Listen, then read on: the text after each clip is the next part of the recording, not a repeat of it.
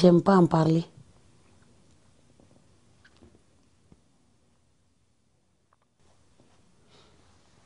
Le problème de la violence faite aux femmes, c'est un problème mondial.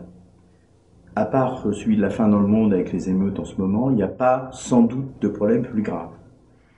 Je me rappelle plus exactement de l'acte qui s'est passé, ni de l'arme qui a été utilisée, parce que la façon dont ils m'ont pris, j'avais vraiment pas le droit de voir tout ça. J'étais entre les jambes d'une dame, et puis mes yeux étaient vraiment fermés par la main. Certaines filles s'en tirent avec des fractures, parce que imaginez-vous, 4 dames aussi grosses les unes que les autres, en train d'appuyer contre le sol une petite fille qui se débat. Facilement, elle a une fracture du fémur ou une fracture de l'humérus.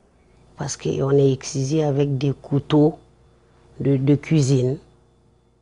Comme les couteaux de l'exciseuse ne sont pas toujours stériles, et comme c'est par terre qu'on excise, facilement la fille s'infecte. Ça cause en infection et en hémorragie immédiate, surtout chez des petites filles ou des bébés, 15% de morts. Beaucoup de ces exciseuses-là sont aveugles. Elles sont malvoyantes, pas aveugles, mais malvoyantes. Et elles n'ont aucune notion d'anatomie. Parfois, elles coupent jusqu'à couper le sphincter de l'urètre. Donc les urines ne peuvent pas s'arrêter. C'est pas coupé pour que les cicatrices se remettent ensemble, avec des beaux petits points de suture et tout ça, là. Qui fait que ça se refait comme c'est coupé. Les cris de la fille étaient tels que personne ne pouvait les supporter. Elle a crié jusqu'à s'évanouir. Je sais pas si c'est parce que j'ai perdu connaissance ou pas, mais après coup, je sais que j'ai beaucoup saigné et puis j'étais dans des baignoires. Tout le temps, on me faisait changer de baignoire en baignoire, dans de l'eau salée pour vraiment arrêter le saignement. J'imagine une petite fille de 6 ans, mon Dieu, qui voit sa mère dans un état inimaginable et moi qui était là en hémorragie où tout le monde s'inquiète. Mais maintenant, depuis qu'il y a la loi, on les excise à 7 jours. Parce qu'un bébé qui pleure dans une maison, c'est normal. La première fois que je suis allée faire une consultation, le docteur était...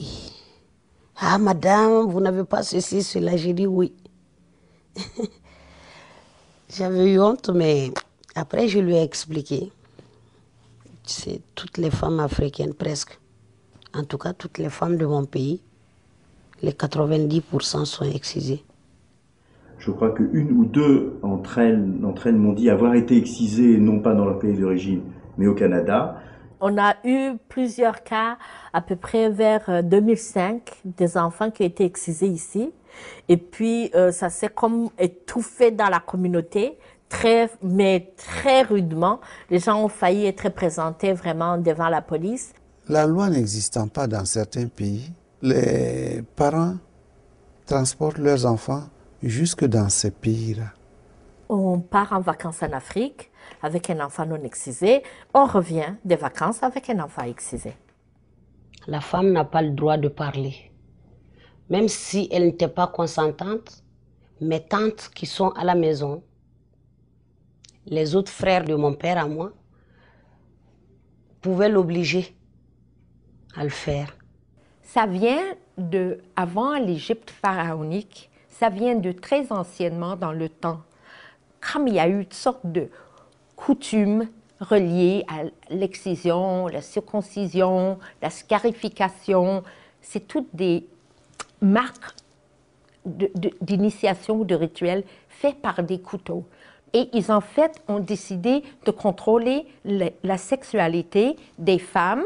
Ils voulaient garder les femmes à eux, parce que c'était des cultures polygames. Donc, ils ont pensé qu'en coupant le sexe des femmes, elles allaient moins avoir le désir sexuel d'aller avec d'autres partenaires.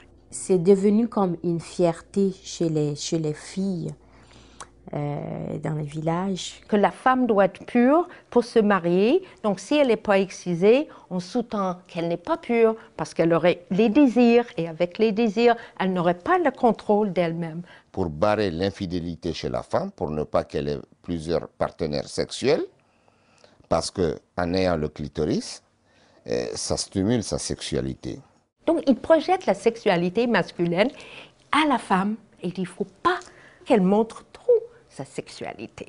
La pauvre dame, quand elle se retrouve seule dans un milieu comme ça où toutes les autres sont excisées, elle n'est pas excisée, mais elle devient la risée. Les autres se moquent d'elle, elle en a honte. Les hommes ne veulent pas se marier avec des femmes non excisées. Si tu ne veux pas que ta fille reste à la maison, finalement, tu vas la faire exciser. C'est pour la reconnaissance sociale, c'est pour que cette fille-là ait sa place dans la société. Parce que vous savez, chez nous, une femme qui n'est pas excisée n'a pas de funérailles.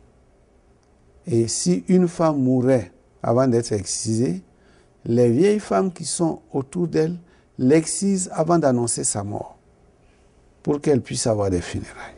Le fait d'en parler, c'est un tabou chez nous. On n'en parle pas. On peut même nous tuer. Hein.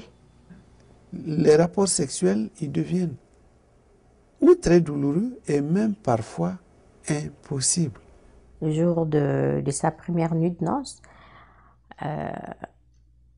parce qu'elle était vierge, là, pour la dévierger, c'était vraiment, vraiment difficile pour le mari. On a fait appel à un gynécologue qui ne pouvait rien non plus. Il a failli faire appel à l'excuseuse qu'il a fait depuis pendant qu'elle était jeune pour qu'elle revienne le refaire encore. On exigeait en plus que son mari vraiment couche avec elle durant la journée pour ne pas que ça se referme encore. Donc c'était comme la torturer, c'est ça que je voyais moi. Il y a un monsieur qu'on a fait signer une pétition là-bas. Le monsieur, c'est Sina Tremblay. Puis on lui a demandé, mais pourquoi vous êtes si nerveux que ça et si mal que ça à signer la pétition? Il dit, j'avais 2 filles et les 2 filles sont mortes. Une est morte à 6 ou 9 mois parce qu'elle est morte au bout de son sang lorsqu'ils ont fait l'excision. Et la deuxième, elle avait 22 ans lorsqu'elle a eu son premier enfant. Elle est morte sur la table d'opération à cause de l'excision aussi. Au moment de l'accouchement, une tête ne peut pas sortir. Même pour mon accouchement, ma gynécologue m'avait demandé que je pouvais accoucher vaginalement et que même si c'est difficile, ils vont faire un petit déchirure au niveau des lèvres, tout ça. Là, comme tout de suite, c'est comme je revenais en arrière du jour de mon excision, tout. J'ai dit non, je pars pour la césarienne. Le moignon qui va rester de ce clitoris va se coller à l'os du pubis qui est derrière et créer une cicatrice fibreuse qui rend la vulve immobile par rapport à l'os du bassin. Cette tête-là, il faut qu'elle sorte coûte que coûte parce qu'elle ne peut pas rester dedans. Elle vient comme un boulet et le périnée se déchire, déchirure qui peut entraîner une hémorragie importante, laquelle hémorragie peut tuer la femme. Si le périnée de la femme résiste, c'est l'enfant qui va souffrir et il va naître très fatigué, avec un traumatisme crânien, et puis il ne sera jamais premier à l'école. Cette douleur-là, j'ai préféré l'avoir dans mon ventre, déchirer mon ventre comme vous voulez. Après que l'anesthésie va partir, c'est là que je vais sentir. Ces conséquences, elles sont effectivement, comme vous le dites, sociales, c'est-à-dire que ça brise leur vie de couple, ça brise leur vie de femme, leur vie de mère, etc. Et ça n'a jamais été dit. Et l'excision n'a que des conséquences. Il n'y a pas un seul bénéfice. On ne peut pas rester indifférent en face de ça. Ça serait criminel. Je ne veux pas que ça continue là. Je veux que ça s'arrête. Parce que ça nous cause tellement de problèmes que on n'en veut plus.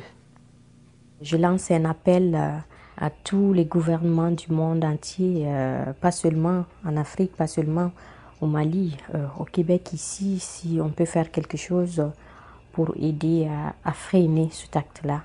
Si vous arrivez à montrer ça aux gens publiquement, je crois que ça peut faire un changement.